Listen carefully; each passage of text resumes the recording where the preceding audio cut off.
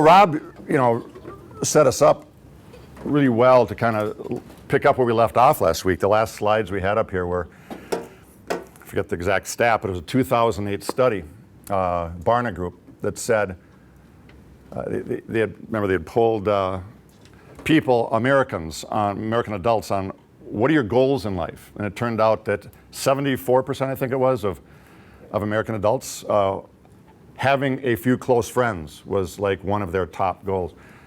And I don't know, I forget what the last one was. 40% though are still looking for them, right? I mean, what Rob shared about loneliness a minute ago, I'd like to sort of funnel back towards this particular problem of friendship.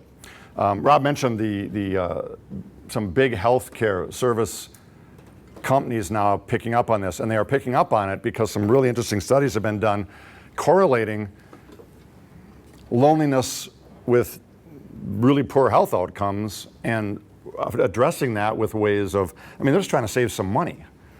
So he mentioned Cigna as one of these, and I thought it would be interesting to look at not 2008 data, but 2018 data, so a decade later, just last year. This was the headline that came out in May of last year. Cigna Health study reveals loneliness at epidemic levels in America, 2018. Here's just a few stats they found that will help us now refocus on the question of friendship. Nearly half of Americans report sometimes or always feeling alone or, interestingly, left out. It's one thing to be alone, but if you look around at others and go, it's not just that I'm alone, it's that others are together and I wasn't included. I think we really got to press into that one. 1 in 4 Americans rarely or never feel as though there are people who really understand them. 2 in 5 Americans sometimes or always feel their relationships are not meaningful and that they are isolated from others. 1 in 5 people report they rarely or never feel close to people or feel like there are people they can talk to. And as Rob said, this study too bore out the statistics that only half, 53% feel they have meaningful impersonal social interactions on a daily basis. But this is one I was thinking of, that younger generational cohorts apparently are reporting higher levels of this.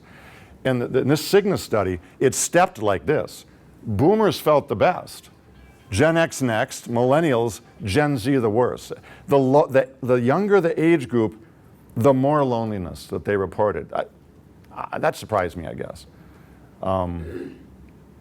Turned out that this is a quote from another Barna survey just last year. Those who report the highest levels of loneliness are young, single, male, and likely to be earning a lower income. So it's kind of the center demographic of reported loneliness. Emily sent me this. That's a miracle we don't talk about.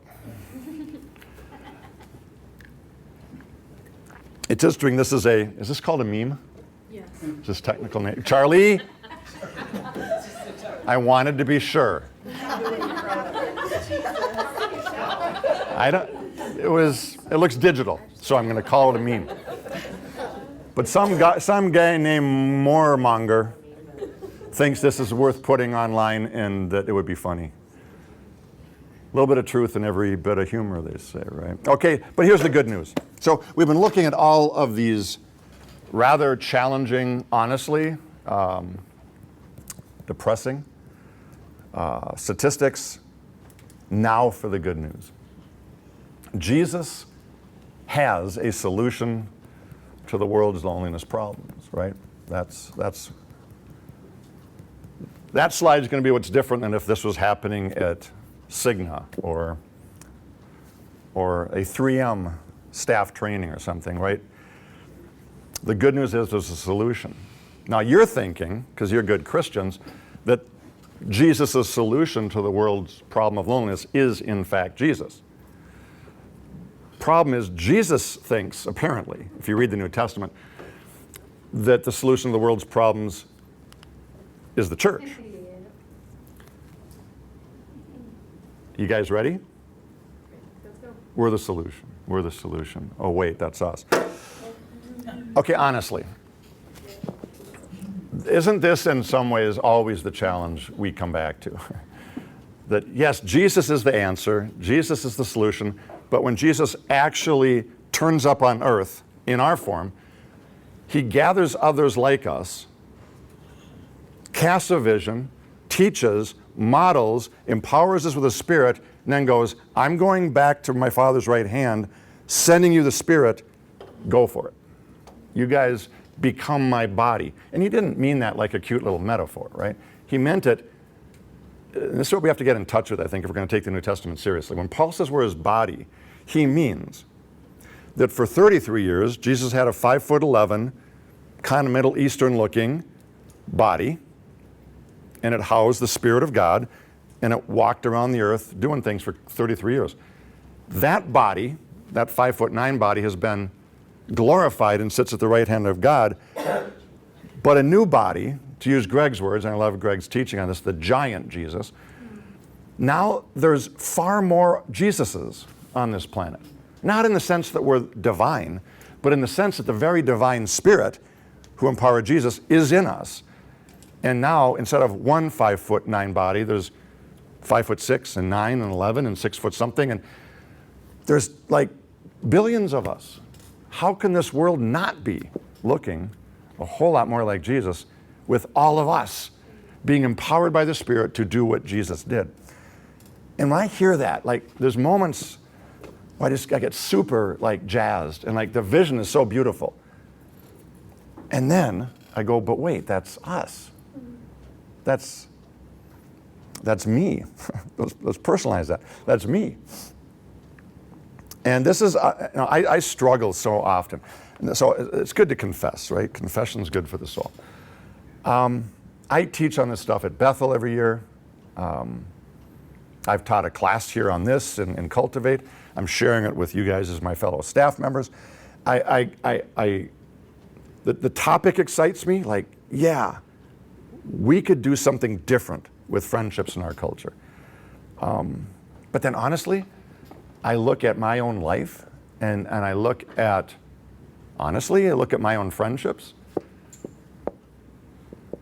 and I struggle to see such a significant difference in my personal friendships that I carry the answer to this. I don't know if you feel that way, but I don't know, do you think if we in this room, the leaders of Woodland Hills, let's throw the overseers in here too, that if we look at our friendships and we like multiply those will be the answer to the giant Jesus on this earth that will solve the loneliness problem. I'd love to be able to say yes. I don't know that I authentically can. And so then I get super depressed. But then I stop myself because I vacillate between excitement of the vision and depression over my own reality. But then I remind myself, the Apostle Paul must have felt the very same way when he walked into the church house at Corinth. Because those were messed up dudes. Someone sleeping with someone's father's mother, and a bunch of them think the resurrection didn't even happen, and a bunch of them are saying if you don't speak in tongues, you're whatever, and half of them don't ever want to have sex, even if they are married. Like, it was just a messed up church. And yet Paul says to them, you guys are the very body of Christ. You are the sanctified, justified people that are going to make this planet different.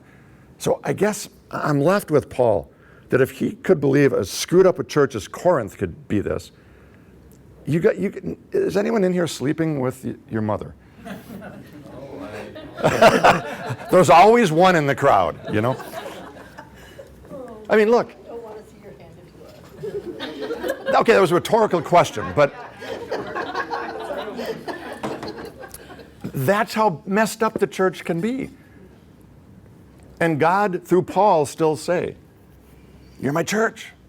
I'm talking about you guys. This is something you can do. So then I get semi-hopeful again. And I try to live there, between the excitement of the vision the depression of my reality and try to realize there's a middle ground there that should hold me in that tension of expectant hope, but being very realistic about what's going on in my life, in our lives, and what we would need to do to become more of this. The good news is, I think about the already not yet kingdom at this point, right? This is Jesus' whole message. The kingdom is here, but it's not fully here. The kingdom is in my life, but it's not fully in my life. I am fully a child of God, but I don't fully manifest that in every choice I make or every relationship I'm in. But the good news is, I am called to grow into that. And I'm not called to do it alone. I'm called to do it with my brothers and sisters. We are called to grow into that. That's like the point. That's the being saved day by day now. The question is, do we know how to do that? And I just want to pick up on one verse that I think is absolutely key for Paul as he's telling the Romans, in this case, or the Corinthians, I'm sure he said it to them too, of how to do this. And he says it in Romans 12:2, and he says this, big key to this whole thing working, for us being this. Guys, you can't be conformed to the patterns of the world. If you do, this will never happen. Rather, you got to have your minds transformed by its renewal. You've got to renew that mind or allow really God to renew your mind. There I think we have a pretty clear choice. I will either be conformed to the patterns of this world, or I with you, we as a community, will resist that, and we will allow ourselves to be slowly but surely transformed by what we see in our heads, and therefore can imagine experiencing together in our relationships. That could actually take us in a different direction. And one of the reasons I am most attracted to Anabaptism is I think this group got that stuff better than anyone. They realized to be a Christian in this world, one must be countercultural. If you simply go with the culture and tack Jesus on as a salvation fire insurance, that's all it'll ever be. But if you realize we've got to really critically assess culture, critically assess it, take what's good, take the meat, but leave the bones, and restructure a community, namely us, into a different kind of culture, a counter culture that has Jesus' vision at the center. I think that's our calling, and I think we can do it about friendship, but it will require us together to really look at our lives, our set of relationships, yours and mine, assess them, where are the strengths and where are the weaknesses, and imagine a different future where we pull the strengths, abandon the weaknesses, add further strengthening, and then sort of strike off in a new path with regard to these types of relationships. What I'd like to do with the few minutes I have left today before handing this to Shauna is to think with you about 4 patterns of this world that I think I've fallen into on these things. Name them, see if you can relate, and then really just not even try to solve that problem yet. If the mode is don't be conformed, but be transformed, we'll never know what transformation looks like until we're clear what it looks like that we're being conformed in the first place. So that's where I want to go. Naming several, I'm going to pick 4 relational patterns of our culture that I think are designed. And by designed, I mean, I think Satan dreamt them up, and I think he fuels them. Designed to destroy deep, intimate kingdom friendships.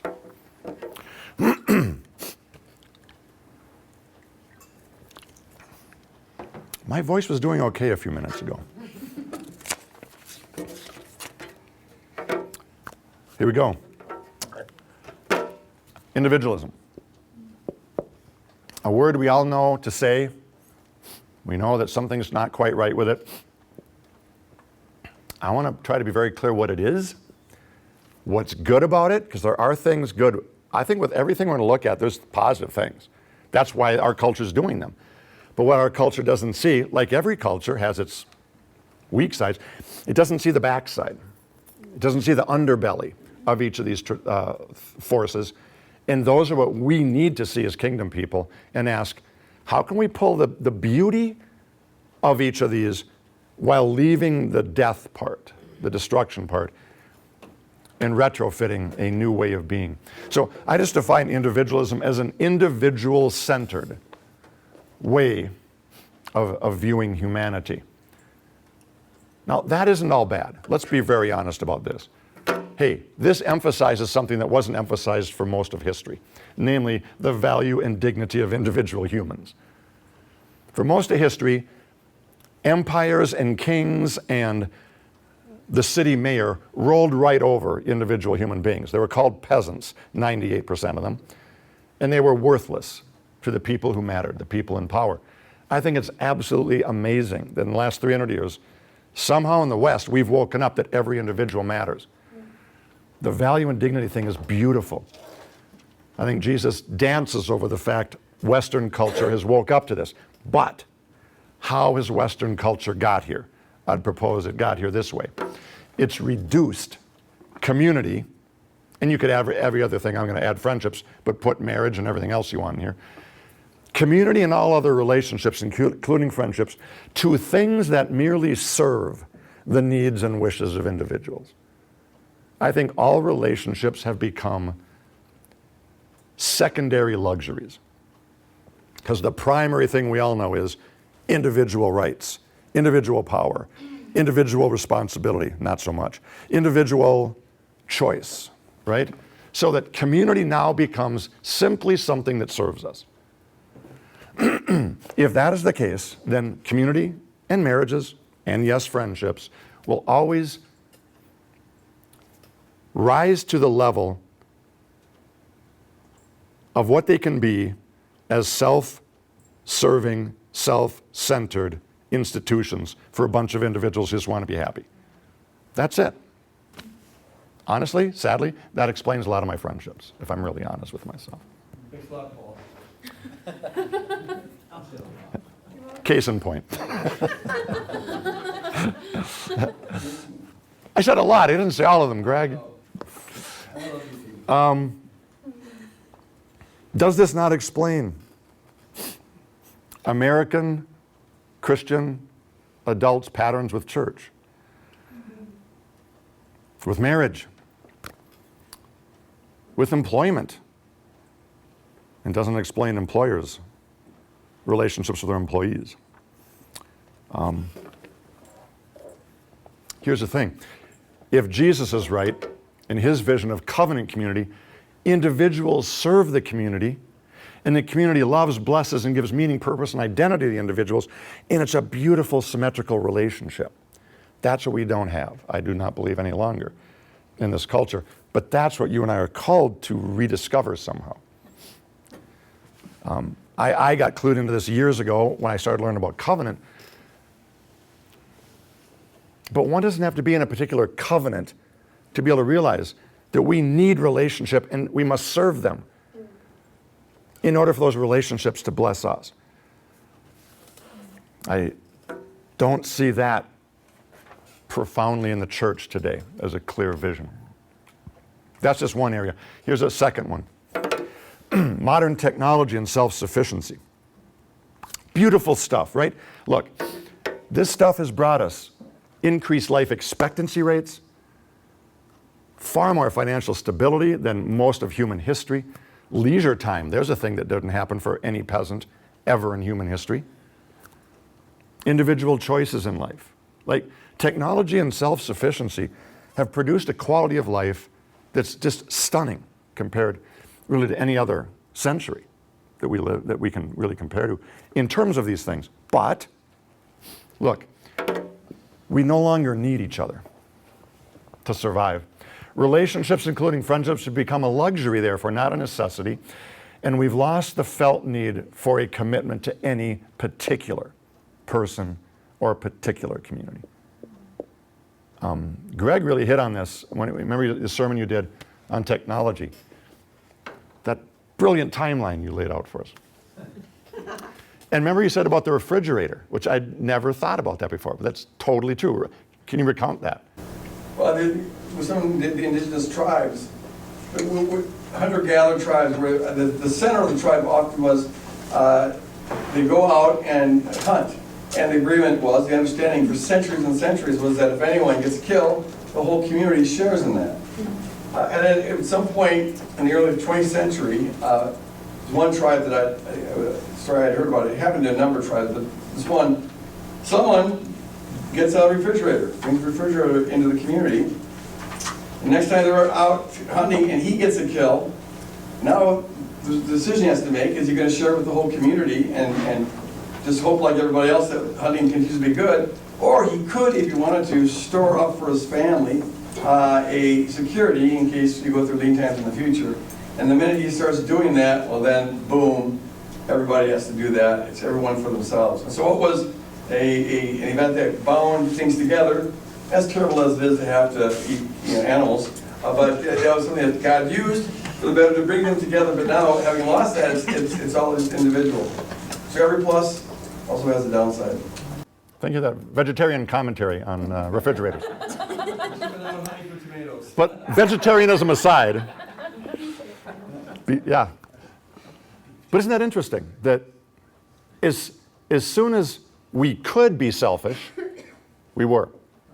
You almost wonder, don't you, if God knew that, at least in the phase we would be in as human beings down on this planet, making a choice for God and others or self and destruction, that for a long time we would typically choose self and destruction unless our environment sort of forced us to work together. Well, whatever that was is gone today, right? With refrigerators and everything else, we don't have to work together. I can be absolutely self-centered if I want to, and I don't need you. So that now you, whoever you are, and frankly, let's be honest, at least up until what? The 1960s? At least when the refrigerator destroyed the community needing each other, at least nuclear families needed each other. Because from the late 1700s up till the 1960s, there was such strong gender segregation. Men went to work, women stayed home and did the family and cooked. That guess what? Women couldn't actually support, a single mom couldn't support a family very well. And a guy did come home and would starve to death because he didn't know what a kitchen was. It was like that crazy. I remember my dad sort of being in that role. When my mom would leave for a week to go visit Canadians, he'd order pizza every night and like would have died of pizza overdose if my mom hadn't come back. Like that was my family, 1950s sort of family. But they needed each other, but not since the 60s, because with women's rights, which are great things, and with men diversifying in terms of their skills, which is a good thing, we all of a sudden don't need each other, which isn't interesting. 1960s was also the precise decade when the divorce rate had started skyrocketing. We don't need each other anymore. No particular person, no particular spouse do I need, no particular friend, no particular church, no particular anything do I need, which means now that anyone who puts me in an uncomfortable, awkward, or is just a sort of a nuisance in my life, I can politely disengage from you and replace you. That leaves our friendships in a really crazy place. Because of all those relationships, friendships seem to be the most replaceable, don't they? You can get rid of a friend without having to file a divorce paper. Which, like, you just go, well, duh. But why? Why have we created a world where I at least have to file a divorce papers to get rid of a spouse, but not a friend? Interesting. C.S. Lewis, who I love, but Lewis himself was a product of the 20th century. Friendship, he said, is unnecessary. Like philosophy and art. It has no survival value. That's right. That's what a 1960 person would say. Rather, it's one of those things that gives value to survival. What Lewis is saying here could never have been said by Aristotle or Cicero or Seneca. This is a modern man trying to value friendship, but realizing the value is going to have to come from somewhere else, because the truth is, I don't need any particular friend. That's where we're at today. Third, the cultural idolatry of romantic relationships. Now, this one particularly, I think, threatens friendship in some pretty interesting ways. When one raises one type of relationship up to the level of idolatry, other relationships suffer and usually are equally demoted by that idolatry. I'm just going to say a couple of things about this, but I think it's absolutely important for us at Woodland Hills to consider and ask what might we do about this. Romantic partners and spouses must also be our best friends, right? That's just sort of, we know that. You marry your best friend, which means we don't really need anyone else. I would propose this message, whether you believe it or not, or live it or not, is widely understood to be the case in the wedding industry, in the marketing industry around romantic relationships, in all the tonics and deodorants and hairspray and condoms and little blue pills and everything else that makes the romantic industry run. No one says this explicitly, but the message is clear. Once you have the one, you got the one. And everyone else is nice. It's a nice luxury, but you don't really need them. Not many people have really looked into this, but a few have. Carrie English, who wrote a column in the Boston Globe in 2011, wrote a little piece called A Bridesmaid's Lament. Anyone ever hear this? I want to read a few excerpts, a few lines from it.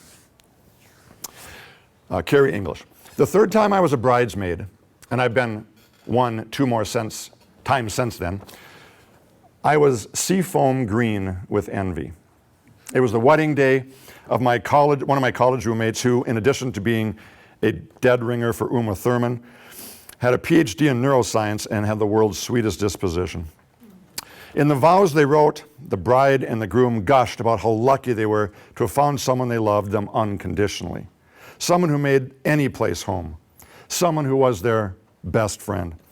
And I stood there under the flowering gazebo thinking, why not me?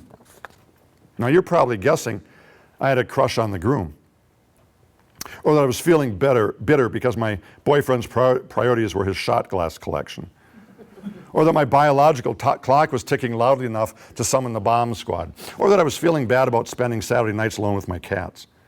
Actually, what I was thinking is this: she loves me unconditionally. The dorm room we shared always felt like home. I thought we were best friends. Surely I can't be the only person who feels like weddings are a bit of a rejection. Two people announcing in public that they love each other more than they love you.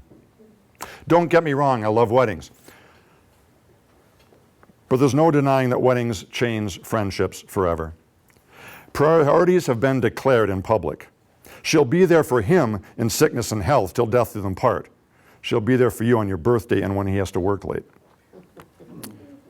Being platonically dumped wouldn't be so bad if people would acknowledge you have a right to be platonically heartbroken. But it's not just part of our vocabulary, is it? However much our society plays lip service to friendship,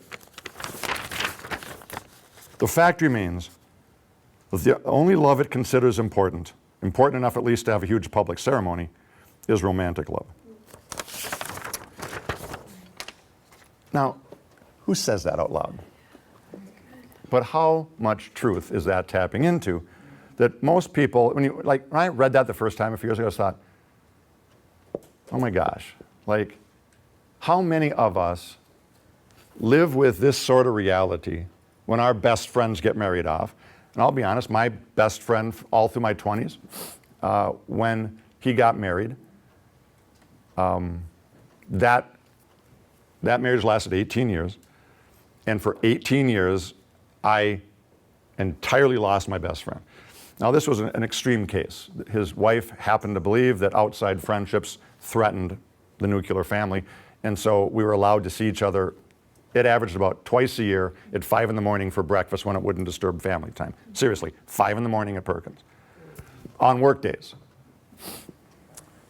And then he got divorced.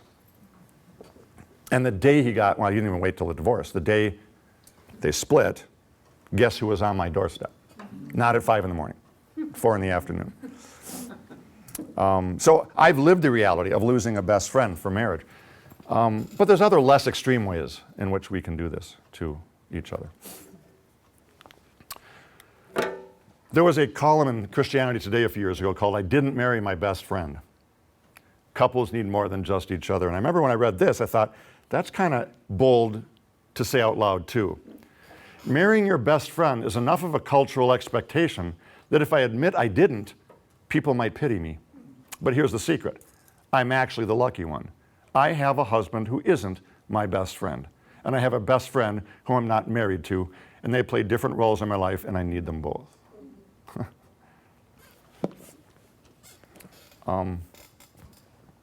That raises some really interesting possibilities.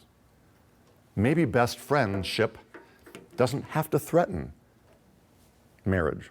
And maybe marriage doesn't have to threaten each other's best friends. But for that not to happen, both marriage partners and friendship people would have to be clear about all that. And that's the real problem, is we're not clear on any of this. And that's my fourth and probably the biggest point I have to share today is this.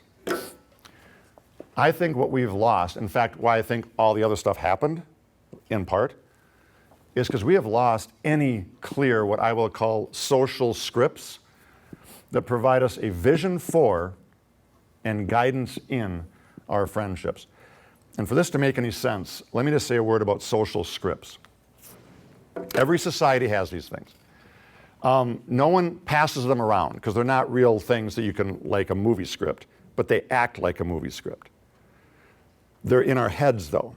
And what happens is you get them and you perform them for the rest of your life. Now, how do you get them? That's the interesting, subtle thing. You get them by being born and being a little infant, looking around the world like this and trying to figure what in the heck is going on around here. And all you have as cues is fellow larger examples of you who seem to know what's going on, and you watch them. And they eventually say enough jibber jabber that you start making sense of it, and you start jabbering back, and they understand you. And now you have language at 2 or 3. But then that's when the fun starts. Now you ask the question, why? Every moment of your life, until you're about 8. Because when you're 8, you know why now, and you never ask the question again. From 2 to 8, you get scripted, right? Why this? Why that? What's a friend? What's a mom? What's a dad? What's a brother? What's a sister? What's God? And the scripts just keep coming. And then, see, it's not just that they tell you information, they live it out.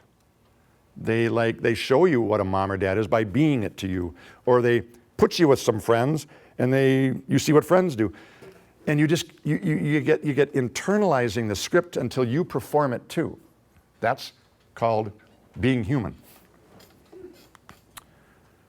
Social scripts that we get handed by our parents and our culture provide the meaning and values that we have for life, and they guide our attitudes and activities for all our relationships.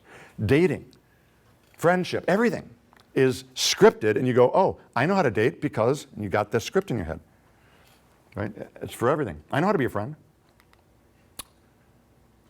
Marriage scripts, and this you can see through history, are among the most important scripts to any society. Find a society that doesn't have a formalized wedding ceremony. I dare you.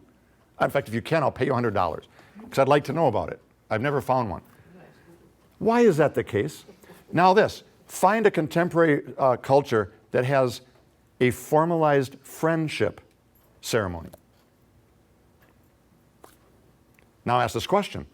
Why do we formalize weddings and marriages and not friendships? Who is served by that? I'll propose the answer.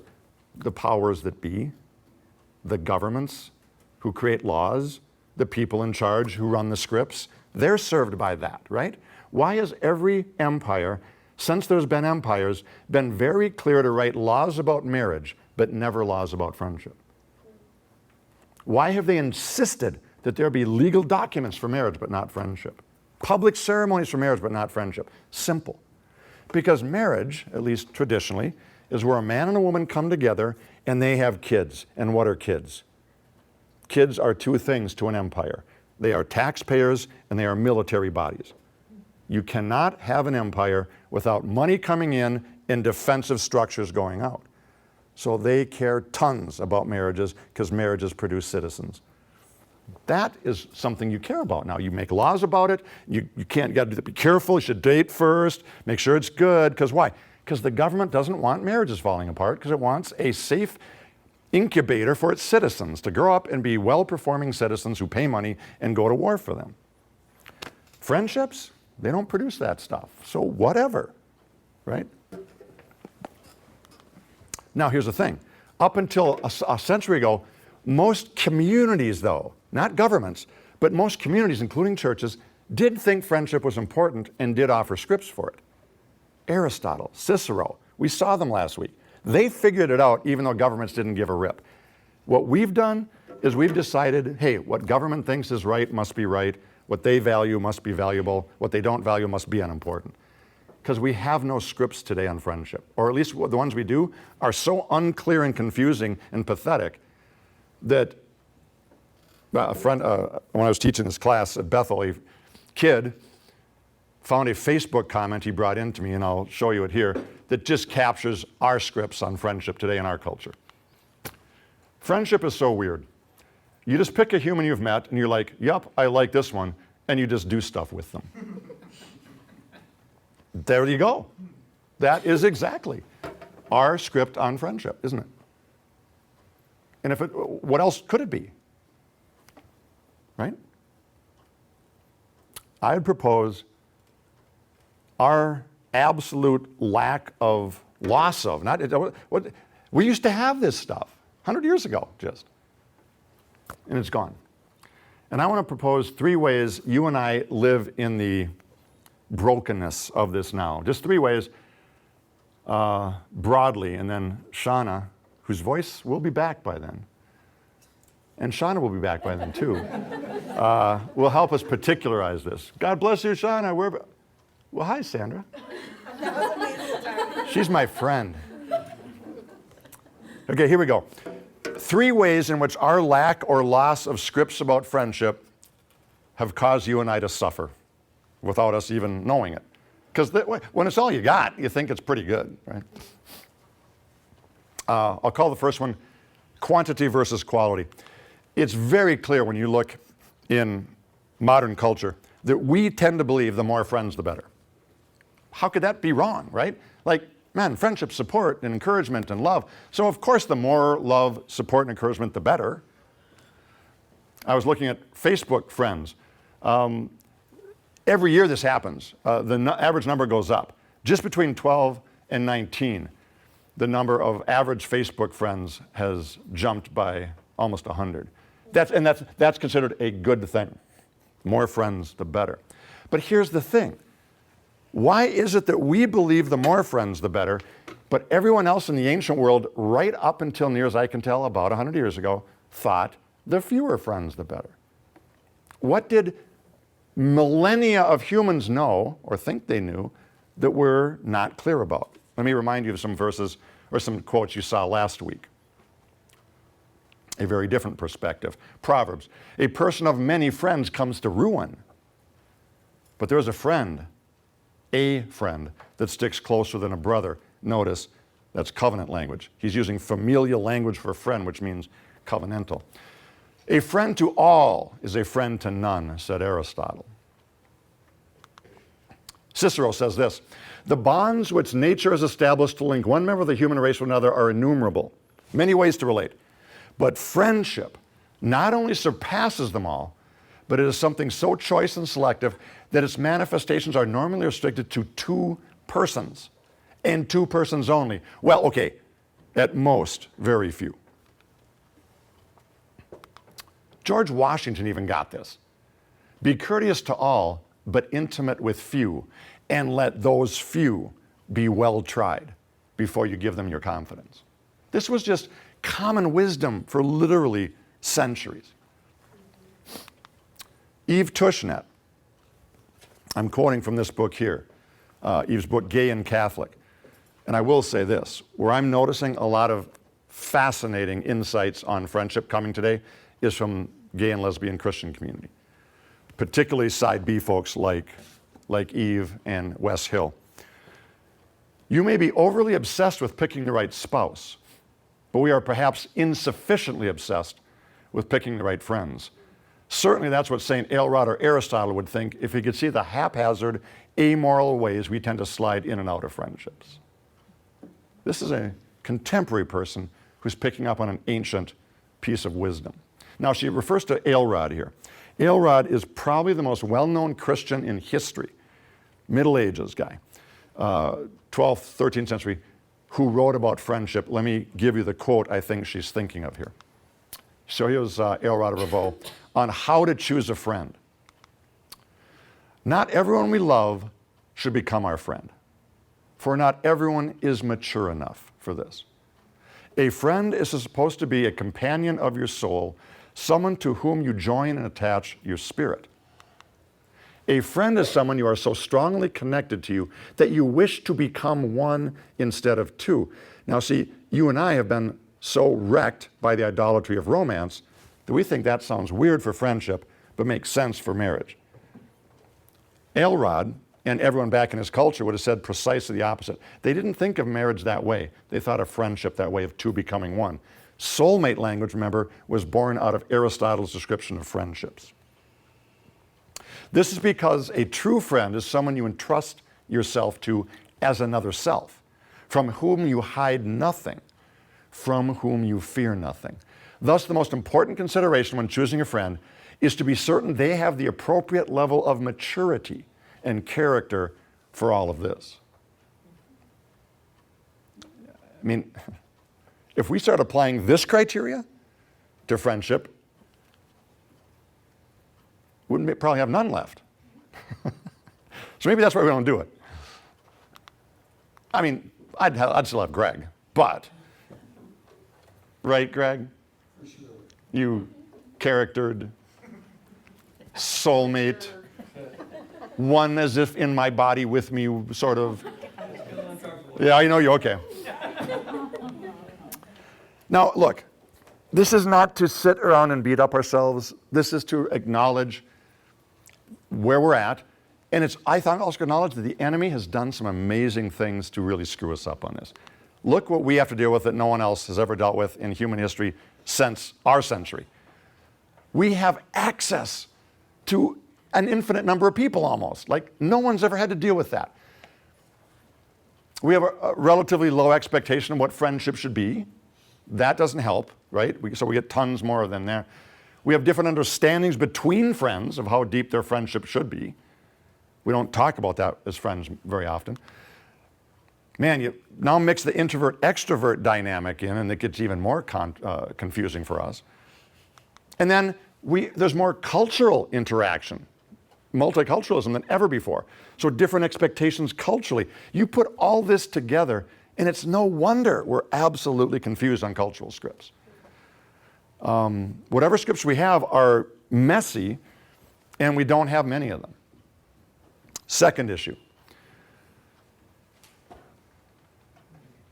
Context-based versus intention-based friendships. Let me define these two things. A context-based friendship is this. Any friendship you have where the basis for it, like what holds it together, is a circumstantial social context. You can call this friendship by accident. Now here's the thing. Where do most American adults find their friends? Barna told us in a survey 2 years ago. 42%, highest number, their workplace. Through other friends, next greatest category, 35%. In their neighborhood, so neighbors, 29%. During their K through 12 school years, 28%. College years, 20%. Church, 20%. Online, only 7%. Workplace is where almost half of Americans find their friends. Now, What about through your kids? there were all some others, but they all fell below even 7%. Yeah, there were ones where there were 10% or under, and through your kids was one of them. I remember that was on the list. Here's the thing. Look at these things, and what you'll notice is every one of these is a context, right? Like, if I find my friends at my workplace and then I quit my job, the context that gave us the friendship is gone. Every one of these is the case. You stop going to school in grade 12. If you go to college, you graduate. Church? Well, depends, doesn't it? Do you move from your neighborhood? The problem with our friendship base today is that our contexts for finding them are so fluid that they're not dependable like they were for centuries. In any given century in the ancient world, you grew up and you didn't move within 20 miles of your place, and you lived in the same house probably till you died. If you get married, you attach a few rooms onto dad's place, right? They could depend on context. We can't, which means most of our friendships will begin and end as context-based relationships. What if we want them to survive context, though? What if we're called for some of our friendships to be able to be stronger than simply the context in which they were birthed in? That would require commitment. That would require an intentional conversation and mutual commitment so that we have friendship by intention now, not simply by context. And this is something that we tend not to think much about. I really encourage my seniors at Bethel to think about this because they have lived for 4 years in a dorm where their friends are down the hall and they eat together. And I always ask them in this class, the senior level class, have any of you had conversations yet? What happens after graduation day? The context is gone. And I've talked to alum who come back and go, all my best friends from college, I'm lucky. I remember one woman said, I'm lucky now if I see one of them once a month for dinner. And she goes, we really work at that one. We've got to ask the question, dear God, are there friendships you want stronger than simply context? If so, we have to have some real conversations with, you can't do this with all friends. In fact, we're back to the reason why ancient world said you can only have a few. The kind of friendship that we're talking here, you could only do with a couple people, a few people. You'd want to do this though, so that we're clear, we don't have mismatched expectations, feelings of rejection or guilt, all the stuff that comes and ruins friendships who don't talk about this stuff. I'll never forget, Greg and I were teaching, this was way back when we were at Arlington still. Greg and I did a Q&A on relationships one night at Arlington on Tuesday night. And in that 2-hour conversation, someone asked a question about friendship, and I simply said a few words about it. 3 weeks later, I'm doing Discover Covenant, our Covenant Relationships membership class. And a woman comes up to me there and she says, hey, I got to tell you something happened that Tuesday, 3 weeks ago. I brought my best friend, she won't come to a church building, but you guys were doing it in the school, so she said she'd come. And we're driving home after, and I said, so what do you think about it? She goes, well, a lot of Christianese talk and stuff. She goes, but that guy said something really interesting about friendships, didn't he? And she goes, what? And she goes, well, he said that, and what I had said was, hey, maybe it's like helpful sometimes to have intentional conversations about the terms of your friendship. So this woman who's not a Christian was saying to her Christian friend, we've never done that. And the Christian friend who's telling me this said, I said to her, well, do you think we should? And she goes, well, yeah, I think we should, because if I'm honest with you, you've been my best friend for 30 years, and you say you've been I've been your best friend for 30 years, but the truth is, I've been a far better friend to you than you've been to me. And this woman said, that was super hurtful to hear. She goes, and it's your fault, because you said we should speak truth about this. So she's blaming it on me. I'll take responsibility. But it ended good. It ended good. She goes, long story short, she said to me, in 20 minutes, we had a conversation that spoke the truth about what we both knew was a 30-year problem in our friendship, but none of us had ever said anything. Because I was able to say to her, what do you mean? You are my best friend. Why would you think that? And her friend said, hey, let's be honest. Who calls who the most? Who invites who? The only reason I was there at that thing 3 weeks ago, because you thought I'd get saved if I came to it. She goes, I'm the one that initiates things unless it's a church event. And the woman said to me, she's right. That is true about our pattern, our friendship. But then I said to her, look, you are my best friend, but I'm also married. I've got kids. I do have some other friends that aren't as good, but they're friends. You call way too much. And she said, I was able to explain to my friend that for 30 years I've felt smothered by her. And so in 30 years, one friend feeling rejected, the other feeling guilty for never being enough of a good friend and smothered by it, never had the conversation of, well, might one of us be introverted or extroverted? Might one of us be married or single, as this case was? Might we have to find a compromise so we don't feel constantly as though underneath there's something wrong here, but we never talk about this? But the truth is, most friendships don't survive 30 years like that. You just part ways. But this kind of thing can solve so much of that. Intentional, formalized relationships simply are more meaningful and longer lasting than easygoing, informal relationships. That's why we put so much emphasis, I think, on marriages and weddings for romantic relationships, but we ignore it for friendships. I don't want to spend a lot of time on this. I just want to point this out. When it comes to relationships, any relationships, including friendships, I think this principle always holds. If it's easy to get in, it's easy to get out.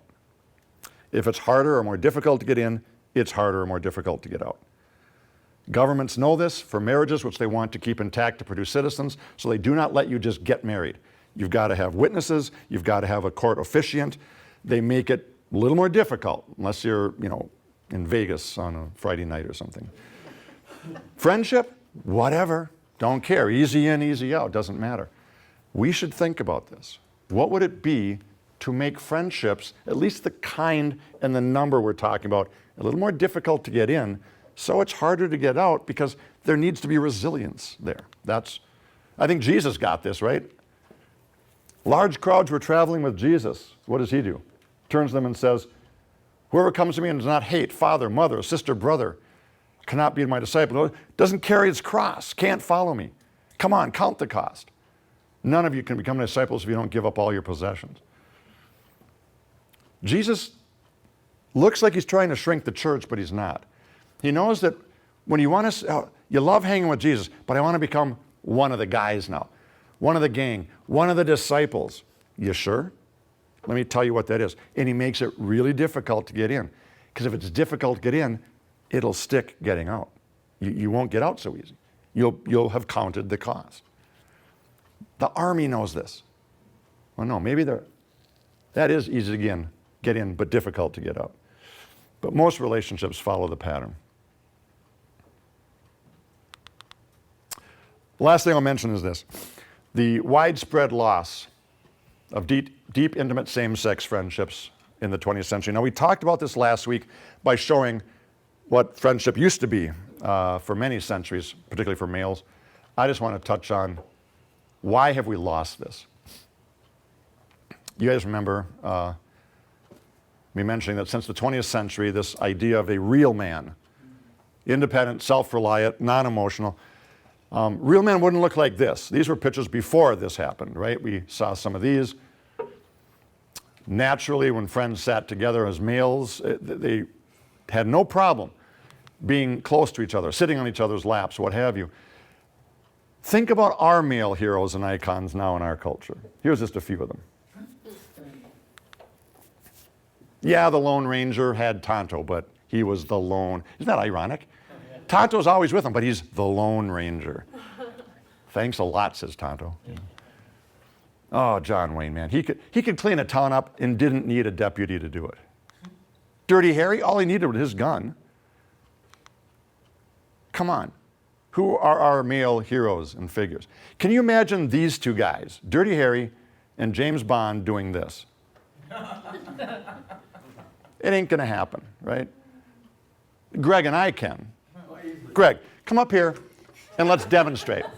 Sitting on... I got a bad back. We have a bit to work on with Greg still.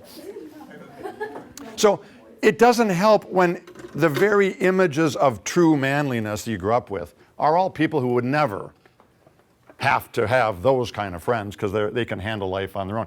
Add to that hypersexualization of culture, right? Freud gave us this. Sex is the primary psychological force that motivates people. If you believe that, you're going to be a little nervous about sitting around like this with your friends. Add modern advertising. Sex sells product. Well, that means it eroticizes the entire culture. Here's something. Add this in. Invent a category called homosexuality that's an actual identity category. 1896. We've talked about that in our sexuality talks. Guess what? Happened about 10 years after that. Someone said, well, if homosexual identity is a personal category, that means there's got to be a heterosexual identity category. And if that's the case, here's what did happen then. Homophobia became a real thing starting around 1910 in our culture, according to sexologists today. This idea of male heterosexuals, we're heterosexuals now, we got to be careful, we got to guard that. They've now become fearful and suspicious about showing deep, intimate, emotional, physical connection to another man, because that might mean they're not so clear in their personal identity. They might get categorized some other way. And now we got to be super careful with showing any kind of emotion where my manliness and masculinity could be threatened. Put all this together, and it's no mystery why, maybe until I loved Lauren sharing last week, that maybe we're starting to see the breakdown of this with the whatever's after Gen Z. Oh, for sure. That picture you showed of all the people on the back, that was our Echo retreat this last weekend. Our young people are like, Interesting. yeah. And for us adults, sometimes we're like, what's going on there? Looks like a lot of sex could happen. There's a lot of hormones, but they're like, it's a friendship situation. Yeah. Yeah. The There's hardly any people that have dated. Yeah. And they're not friends with benefits, right? No, it's totally, it's yeah. I'm kidding. Not It's like a even dog pile before like every meal. It's like a big cuddle puddle, yeah. The last piece of this I'll mention is it touches us as Christians even more profoundly, and it's the rise of there's actually a term, Google it, muscular Christianity. It's this phenomena of the last about 100 years where real Christian men get hyper-masculinized within Christian culture. And of course that leads to a hyper-masculinizing of Jesus, of course, because if he's the epitome of a manly man, then Jesus had to be that for us men to be that manly. And you start, the warrior Jesus becomes real important here, right? Jesus got real upset in the temple and he beat. Look, there's no animals there. He's whipping people there. It's not what John says, as Greg has pointed out in a brilliant book called Crucifixion of the Warrior God, that has a appendix that shows that when Jesus turns up on whoever made this, there's the manly Jesus with the sword. He's going to wipe out all human beings. It's his own blood, though. See, there's no blood on that picture, but the Revelation said when he shows up, he's already got blood. It's his blood, not his enemy's blood. So you kind of take a couple of biblical images and you can come up with this really crazy masculine warrior Jesus. It kind of looks like this. Yeah, and then you got to start rethinking everything, like the Last Supper, right? Like, there's Jesus at the Last Supper. And what about the cross? The cross, it changes everything for the cross. It brings a new theory of the atonement, I think, the Hulk theory of the atonement.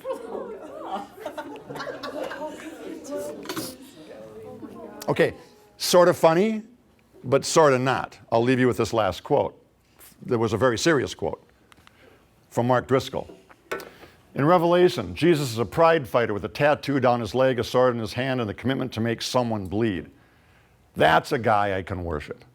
I can't worship the hippie, diaper, halo Jesus because I can't worship a guy I can beat up. Major leading sermonic figure of our generation.